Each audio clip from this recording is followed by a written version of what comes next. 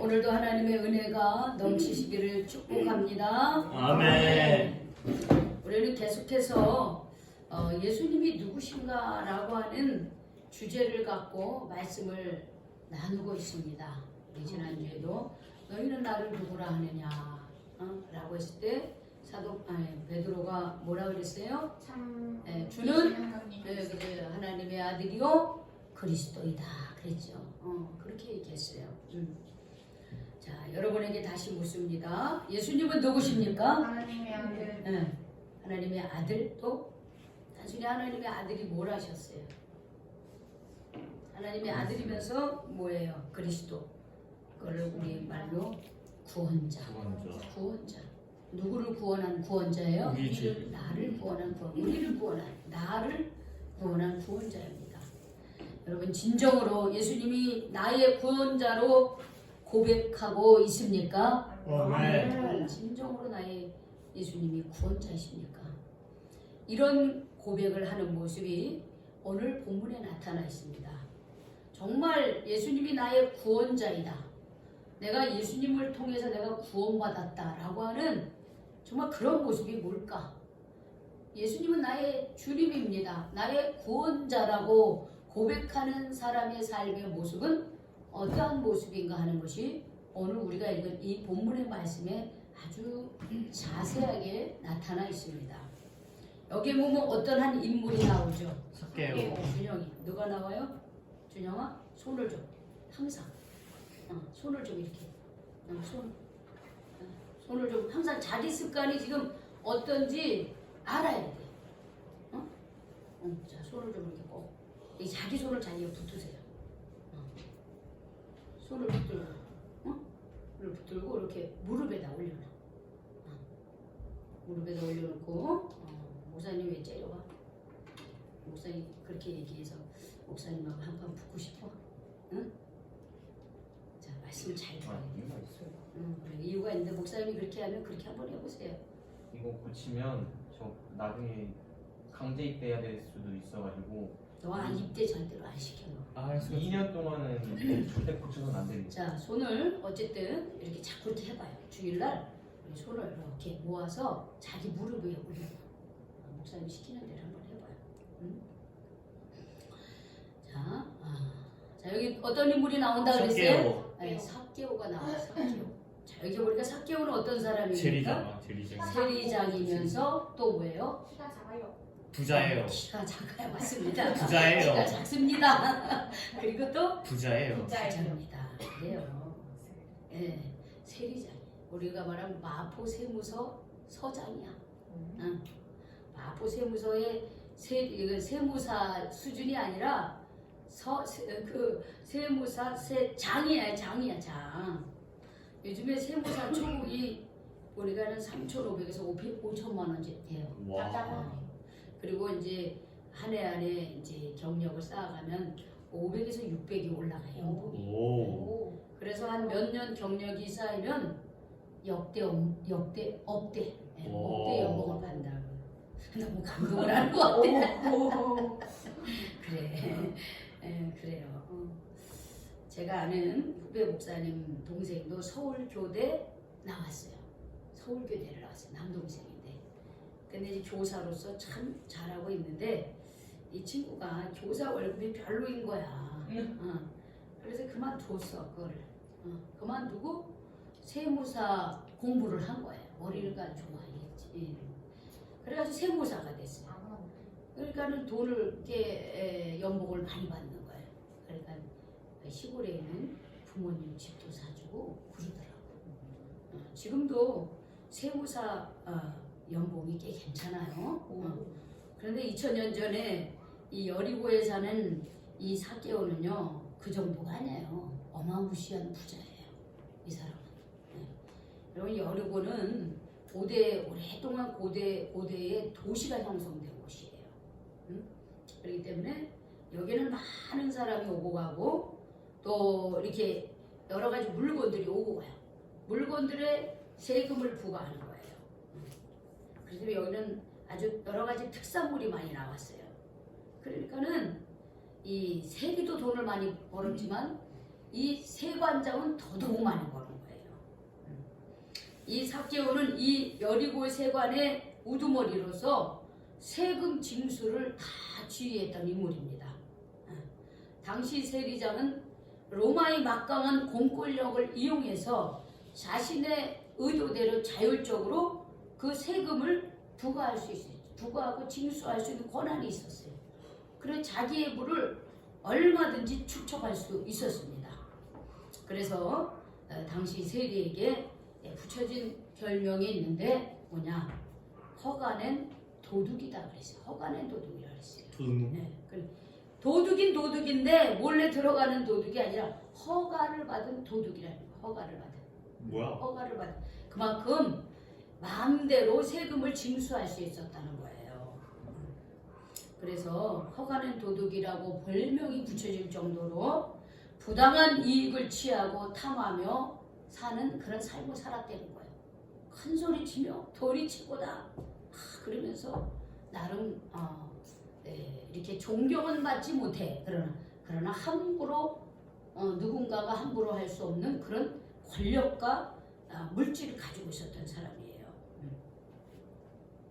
그런데 바로 그곳에 예수님이 지나간다는 그런 소문을 듣습니다. 그런데 이 삭개오의 마음속에 도대체 예수가 누굴까? 라고 하는 궁금증이 생긴 거예요. 호기심이 생겼어요. 호기심이 생겼어요. 왜냐? 예수 주변에 별 희한한 사람들이 다 모여 있는 거예요. 특히 이 여리고를 들어오기 전에 여리고 가까이 있을 때에 우리가 18장에 보면 18장 35절에서 43절에 보면은 맹인을 고쳐주셨어요. 그러니 얼마나 기가 막히겠어요. 도대체 예수가 누구이길래 예수님이 누구이길래 나면서부터 길바닥에서 맹인이어서 길바닥에서 구걸을 하는 그 사람을 고쳐주었을까 궁금한 거예요. 도대체 어떤 사람이길래 그런 호기심과 궁금함과 좀 여러 가지 마음이 한번 보고 싶은 마음이 있는 거예요. 그래서 성경에 보니까 예수님을 보려고 하는데 이 사람이 한 장애가 있었습니다. 예수님 보기 어려운 문제가 있었어요. 어떤 문제가 있어요? 아까 얘기 잘했잖아.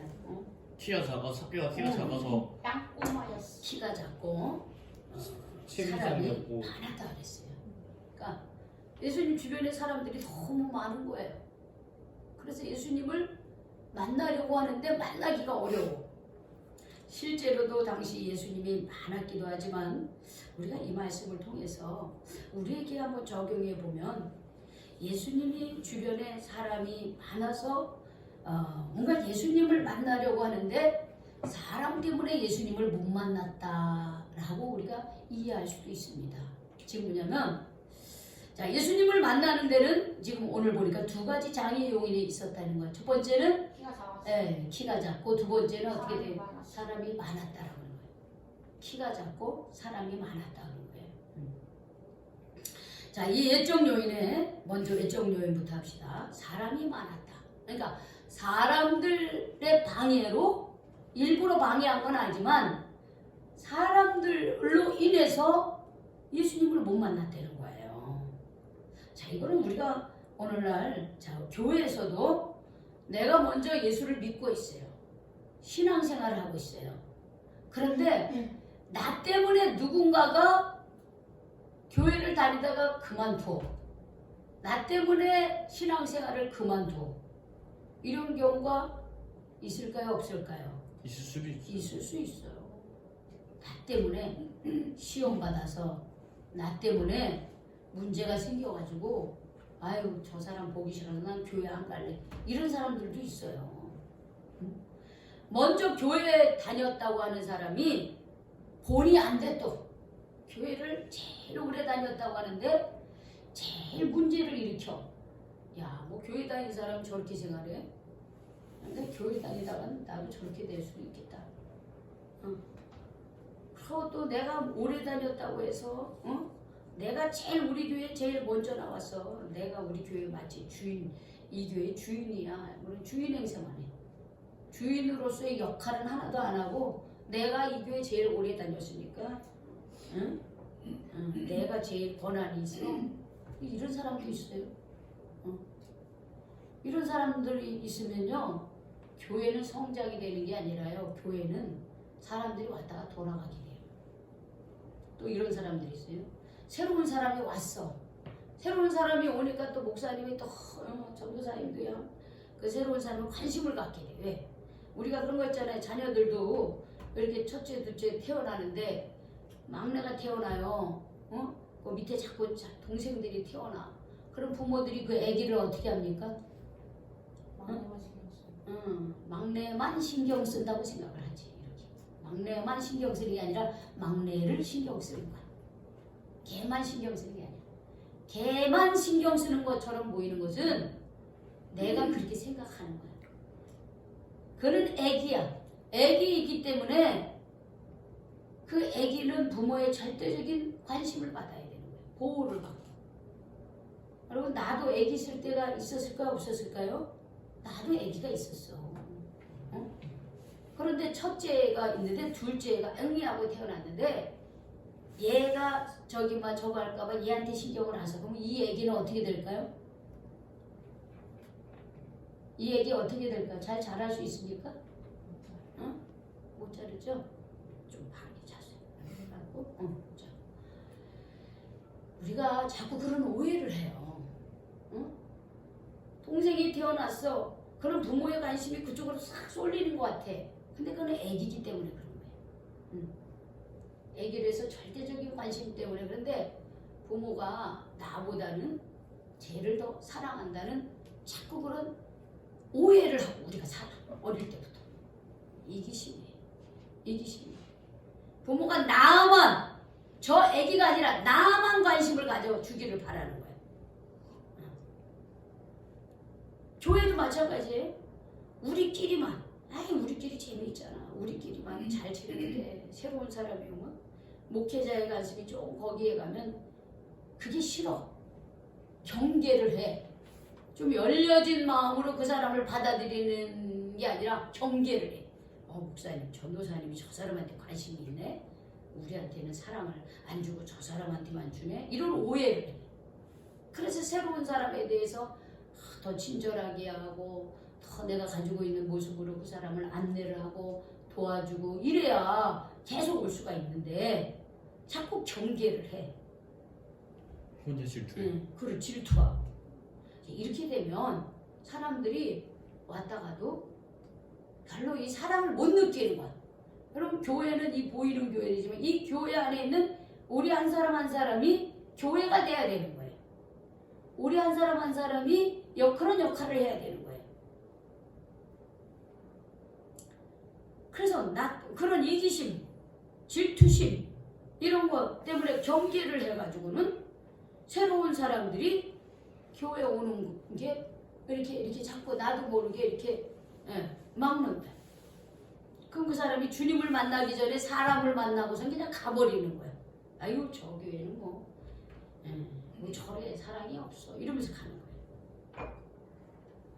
그래서 때로는 먼저 신앙생활한 사람들이 이렇게 마음이 열려있지 못할 때 새롭게 신앙생활하는 사람들이 하나님 앞에 나오는 걸 내가 막을 수 있는 역할을 할 수 있다라고 하는 거예요. 자, 우리는 지금 이미 믿은 사람들입니다. 그쵸? 내가 믿은 사람들이에요. 이제 우리가 새로운 사람들이 올 때 내가 어떤 역할을 해야 되는지를 우리가 마음속에 잘 새기셔야 돼요. 새롭게 오는 어린이들이라든지 또 새로 오시는 분들이 올 때 우리가 어떤 나 때문에 저 사람이 교회를 안 나오게 하는 그런 역할을 하면 안 돼. 나 때문에 새로운 사람이 다시 교회에 오고 싶어하는 역할을 하는 그런 성도님들이 다 되시기를 축복합니다. 아멘. 그리고 또 어떤 또 장애 요인이냐면 이렇게 교회 내 문제도 있지만 부모가 반대를 해. 부모 형제가 반대를 하는 거야. 부모 형제가 반대를 해. 그 교회를 왜 다니냐, 그 하나님이 살아계시냐 하나님 없어 이러면서 막 그러는 거야.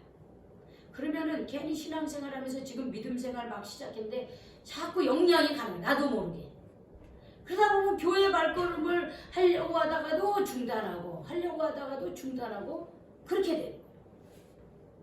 때로는 태어나기를 저기 중동에서 태어나 뭐 이란이라든지 이라크라든지 뭐 사우디아라비아 이런데 태어나요. 그럼 어떻게 해요? 종교의 자유가 없어요. 거기는 이슬람 국가예요. 그냥 그것만 믿어야 돼. 알라신만 믿어야 돼.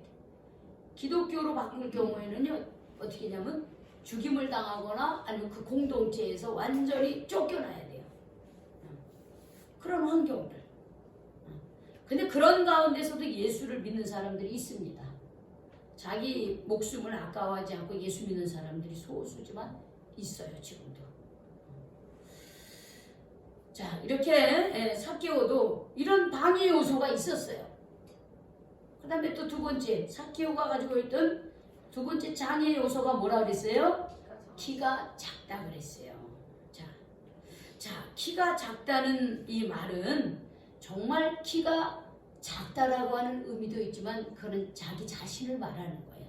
자기의 내면을 말하는 거예요. 즉 뭐냐면 이 사람은 예수를 만나지 못하는 이유가 키가 작아지고 영적인 결핍을 말하는 거예요. 영적으로 결핍이에요.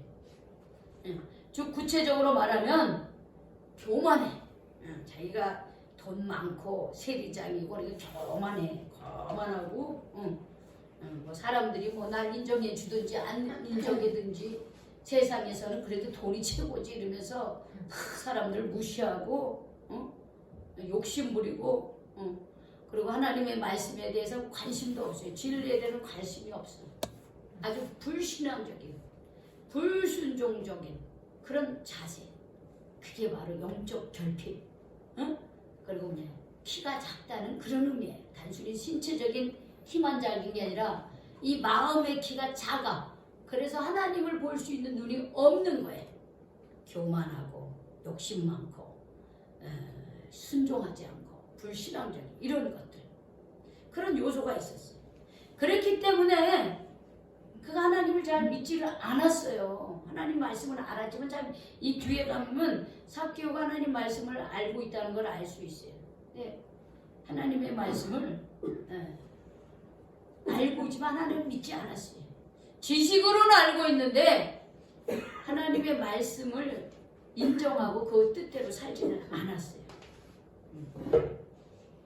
이러한 어려움이 예수님께로 나아가는 이런 장애의 요새들이 삭개오에게도 있었다고 하는 거예요.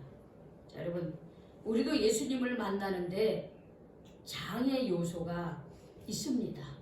그렇죠? 장애 요소가 반드시 있어요. 우리 내면에 어떤 그 불안한 요소들, 그렇죠? 우리 안에 하나님을 향한 불신앙적인 태도, 교회를 나오긴 했지만 계속해서 하나님의 말씀을 거부해.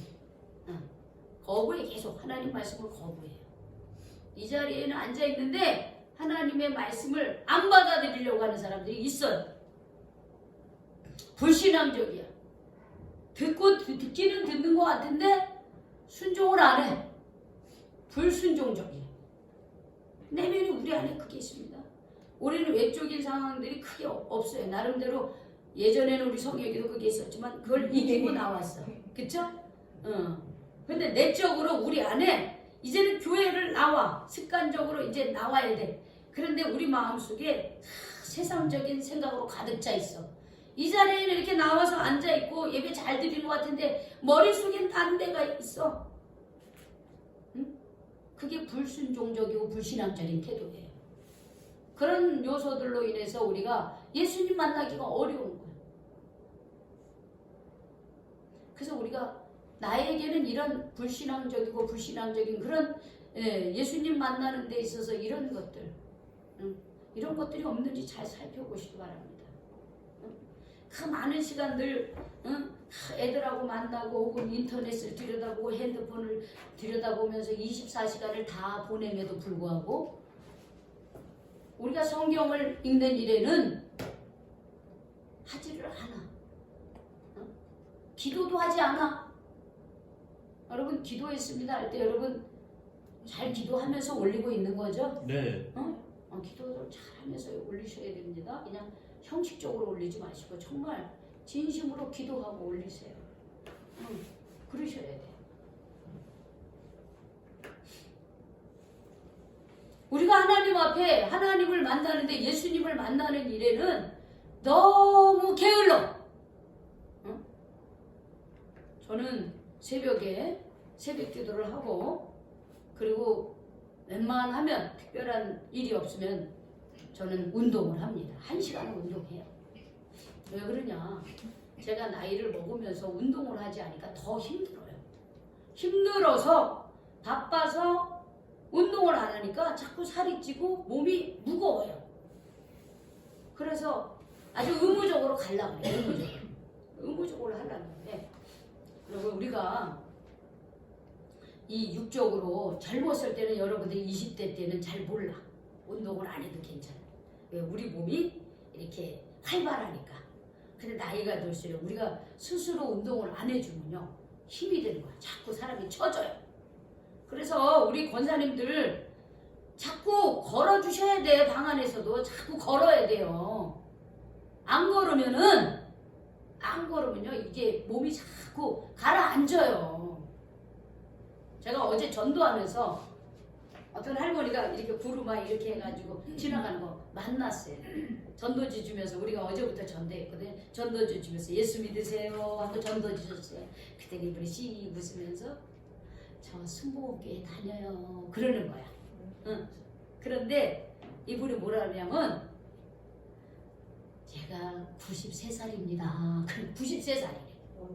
권사님 아시더라고. 노재희 권사님 아시더라고. 제가 요 망원일도 몇 번지라고 다 얘기해. 단독주택에서 살아. 망원일도 몇 번지라고 그러면서. 근데 자기는 당신은 하루에 여기를 몇 번씩 그걸 구루마를 끌고 다닌다는 거예요. 얼마나 건강한지 몰라요. 그럼 내가 힘들다고 그럼 자꾸 주저앉아 있지 못 일어나요. 못 일어나. 왜 우리가 요양원에 가가지고는 퇴원을 못하고 죽을 때 나오는지 아세요? 거기서는 운동을 안 시켜줘요. 노인네들한테. 한두 명이래야지 운동을 시켜주지. 요양사 한 분이 서너 명을 케어를 해야 되는 거야. 근데 그분들은 어떻게 다 운동을 시켜줘요? 못해요. 게다가 이렇게 더듬더듬하다가 콱 넘어지면 어떡해. 그러니까 운동을 못 시킨 거야. 그러니까 이분들이 거기에 들어가면 하루하루 더 늙어가고 하루하루 더 죽어가고 있어요. 그래서 우리가 죽을 때까지 걸어 다녀야 돼. 움직여야 돼요. 우리가 어떤 노동을 해서가 아니라 이 몸을 움직여줘야 되는 거예요. 그래 보세요. 우리의 육신의 건강도요. 우리가 훈련을 해야 되는 거예요. 하물며 우리가 영적인 건강함을 얻기 위해서는 우리가 경건의 훈련을 하지 않으면 안 된다는 거예요. 경건의 훈련을 반드시 해야 되는 거예요. 어제 우리 건이 민기, 민희, 민영이, 미나 아주 5명의 어린이들이 우르르 왔어요 어제. 근데 오래간만에 왔는데 애들이 키도 컸지만요. 성경에 보면 예수님은 키가 자라고 지혜가 자라고 하나님께 사랑받고 사람에게 사랑받았다 그랬는데 얘네들은 키는 자라는데 지혜는 더 떨어진 것 같아요. 우리가 예수님처럼 성장해야 되는데 이게 반대야. 키는 큰데 지혜는 떨어져. 그냥 입을 열는데 오래간만에 만났는데 막 쌍소리에다가 막 온갖 아주 그냥 그 나쁜 행동은 다 하고 있고. 그 왜 그러겠어요? 우리가요 하나님 앞에 바로 서지 못하는 사람들은 그렇게 성장할 수밖에 없는 거예요. 하나님 앞에 바로 서야지 아이들도 바르게 크는 거지. 하나님 앞에 바로 서지 못하면요 아주 인간이 얼마나 죄덩인지 몰라요. 누가 가르쳐줬을까? 그런 아주 못된 것들 누가 가르쳐줬을까? 배운 거죠. 그러니까 어디서 도대체 배웠을까? 애들 핸드폰. 온갖 못된 것은 가르치지 않아도 어쩌면 그렇게 잘하는지 몰라. 좋은 일, 잘하는 일은요 가르쳐줘도 말 안 듣고 온갖 못된 거는 가르쳐주지 않아도 지네들이 배워. 이게 인간이라는 존재예요. 이렇게 더럽고 어리석고 그런 게 인간이에요. 그래서 우리가 영적으로 깨어있지 않으면 우리는 한없이 죄된 모습으로 갈 수밖에 없어요. 그게 너무 강하기 때문에. 그래서 우리는 우리의 그 영적 결핍이 되지 않도록 깨어있어야 돼. 깨어서 기도하고 깨어서 성경 읽고 예배 자리에 참여하고 계속 그래야 되는 거예요. 우리가 하루만 밥을 안 먹어도 새끼 중에 한 끼라도 밥 안 먹으면 어떻게 되는 줄 알아 우리가. 그렇잖아요. 그렇잖아, 그치? 아침 먹었는데 점심도 먹고 간식도 먹었어. 저녁 먹지 말자 그러니까요. 놀래가지고 그냥, 그치? 안 먹으면, 절대 배고파. 그런데 여러분은 얼마나 영적으로 영의 양식을 먹고 있습니까? 얼마나 하나님께 기도하면서 생활하고 있습니까? 성경 좀 읽으라니까요. 그냥 그 길다고 뭐가 그렇게 길어? 핸드폰 보는 거는 아주 시도 때도 없이 아주 애인보다 더 소중히 아주 놓지를 않아. 그러면서 성경 읽으라면 좀 길어요. 멋져요. 우리가 영적으로 이렇게 어리석어요. 여러분 너무 우리가 영적으로 결핍돼 있어. 예수님이 정말 우리의 구원자이신 거 맞아요? 예수님이 정말 우리가 하나님의 아들이요 나의 구원자인데 내가 정말 예수님이 내 안에 정말 그렇게 나를 주장하고 있습니까? 말로는 그렇게 해. 머리로 이제 알았으니까. 그죠? 지식으로 알았으니까. 삶으로 삶이 돼야지 삶이. 우리가 경건의 훈련을 해야 돼. 경건의 훈련을. 그런 내 장애의 요소가 있는 것을 봐야 돼요. 내가 하나님 앞에 어떻게 생활하고 있는지, 내가 영적으로 내가 제대로 말씀을 듣고 있는지, 기도를 하고 있는지, 내가 하나님과 예수님과 동행하며 살고 있는지 자꾸 돌아봐야 되는 거예요. 어떻게 신앙생활이 그냥 교회만 왔다 갔다 하는 게 신앙생활이 아니에요. 내 삶 속에 내가 그렇게 살고 있는지 자꾸 돌아봐야 되는 거예요. 돌아봐야 돼요. 여러분 삭개오처럼 예수님 앞에 오는데 장애 요소가 내게 무엇이 있는지 뒤돌아보시길 바랍니다. 그리고 해야 되는 게 결단해야 돼요. 내가 이런 문제가 있구나. 아니 안 되지. 이렇게 결단하는 거야. 자르는 거야. 삭개오가 결단했잖아. 그런 장애가 있어도 그런 방해 요소가 있어도 결단해요. 용기를 냅니다. 그래서 어떻게 예수님이 일행이 걸어가는 그 방향으로 먼저 쭉 앞질러 가가지고 예수님을 어떻게든지 보려고 먼저 앞질러서 이렇게 가다 보니까는 거기에 큰 나무 하나가 있습니다. 그게 뭐냐면 뽕나무였어요. 뽕나무. 그런데 그게 우리가 생각하는 우리나라의 뽕나무 정도가 아니에요.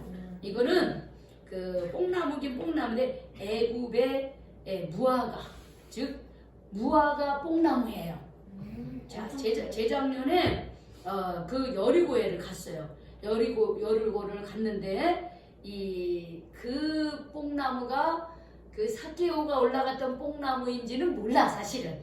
그런데 그때 당시에 뽕나무는 아닐지라도 거기서 말하는 무화과 뽕나무를 보여주는데 굉장히 고목이에요.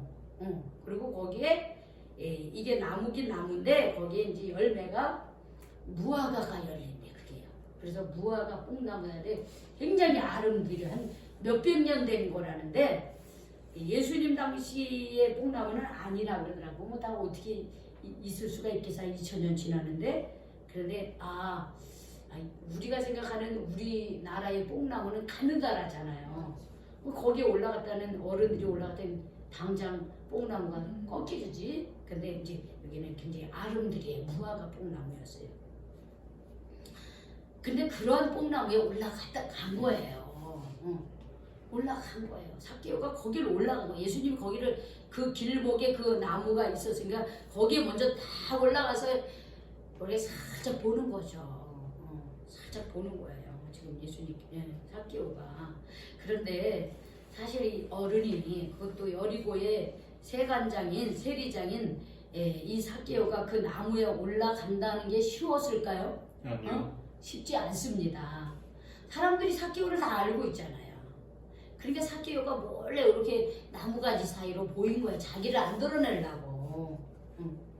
그런데 그 나무로 올라간다고 하는 것은 상당히 쉬운 일은 아니었던 거예요. 그렇지만 이 삭개오는 용기를 낸 거예요. 그럼에도 불구하고